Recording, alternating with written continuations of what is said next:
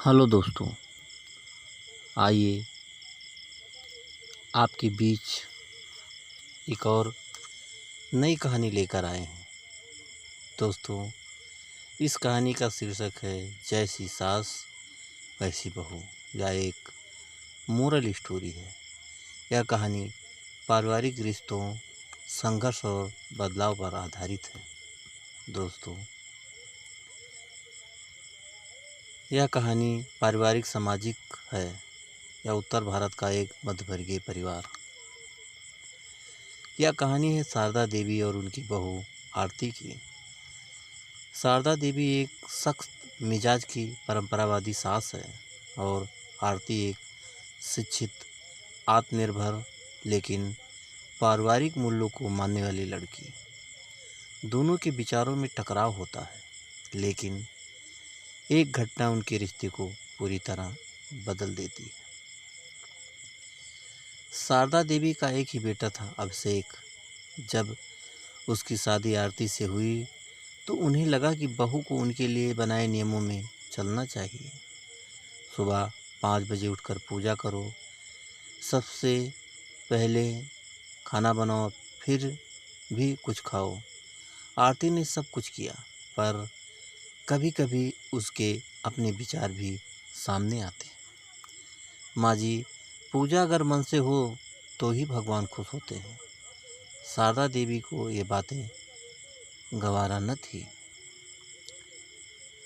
आरती ने कभी जवाब नहीं दिया। वह जानती थी कि माँ जी उम्र में बड़ी हैं, उन्हें बदलना आसान नहीं है। वह घर के हर काम में परफेक्ट थी, खाना, सफाई, मेहमान नवाजी। धीरे धीरे उसने माँ जी के पसंदीदा पकवान बनाना सीख लिया। जब शारदा देवी को जुकाम हुआ तो आरती ने तुलसी अदरक का काढ़ा बनाया और पूरे दिन सेवा की। माँ जी के मन में भी कहीं न कहीं एक स्नेह जागने लगा, लेकिन उन्होंने जताया नहीं। एक दिन शारदा देवी सीढ़ियों से गिर गई, पैर में फ्रैक्चर हो गया। आरती ने नौकरी से छुट्टी लेकर माँ जी की देखभाल की। नहलाना, दवाई देना, मालिश करना, वह एक बेटी की तरह सेवा करती रही। शारदा देवी की आंखें भर आईं। मैंने हमेशा सास बनकर देखा है, बहू बनकर कभी नहीं। तू तो बेटी निकली। जब शारदा देवी ठीक हुई तो उन्होंने पहली बार आरती को साथ बैठाकर खाना खिलाया। तू नौकरी भी कर और घर भी संभाल, मुझे कोई आपत्ति नहीं। बस खुश रह। आरती की आंखें भर आईं। माँ जी, मैं चाहती थी कि आप मुझे अपनाएं, बस इतना ही।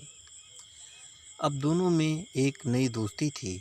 आरती अपनी माँ जी से राय लेती और शारदा देवी गर्व से कहती, मेरी बहू तो लाखों में एक है। एक दिन पड़ोसन कमला आई, जो हमेशा शारदा देवी से कहती थी, बहू को नाक पर मत चढ़ाओ। अब शारदा देवी ने जवाब दिया, कमला, जब बहू बेटी बन जाए तो नाक नहीं, सिर पर भी बैठा लो, सुकून मिलता है। समय बीत गया। अब शारदा देवी और आरती की जोड़ी पूरे मोहल्ले में मिसाल बन गई थी। लोग कहते हैं जैसी सास वैसी बहू, पर जब दोनों दिल से साथ हों तो घर स्वर्ग बन जाता है। कुछ महीने बाद आरती ने अभिषेक और माँ जी को बताया कि वह माँ बनने वाली है। शारदा देवी की खुशी का ठिकाना नहीं रहा। उन्होंने तुरंत कहा, अब तो मैं दादी बनने वाली हूँ। बहू, अब काम मत करना, आराम कर, मैं सब संभाल लूँगी। आरती मुस्कुराई, नहीं माँ जी, हम दोनों मिलकर सब संभालेंगे, जैसे अब तक किया है। शारदा देवी को अब समझ आ गया था कि ज़माना बदल रहा है, लेकिन संस्कार कभी पुराने नहीं होते, बस उन्हें अपनाने की नज़र चाहिए। एक दिन आरती ने माँ जी को बताया कि वह एक महिला सहायता केंद्र खोलना चाहती है, जहां घरेलू महिलाओं को आत्मनिर्भर बनने की ट्रेनिंग दी जाए। शारदा देवी चौंकी। तू अकेली ये सब करेगी? आरती बोली, अगर आपकी मदद मिले तो नहीं, आप जैसे अनुभव की हमें ज़रूरत है। शारदा देवी ने पहली बार खुद को बहू की प्रेरणा के रूप में देखा। उन्होंने पूरे मोहल्लों की महिलाओं को बुलाया और आरती के मिशन को समर्थन दिया। कुछ ही महीनों में वह केंद्र चल पड़ा। घर घर में इसकी चर्चा होने लगी। लोग अब शारदा देवी को आधुनिक सोच वाली दादी कहने लगे।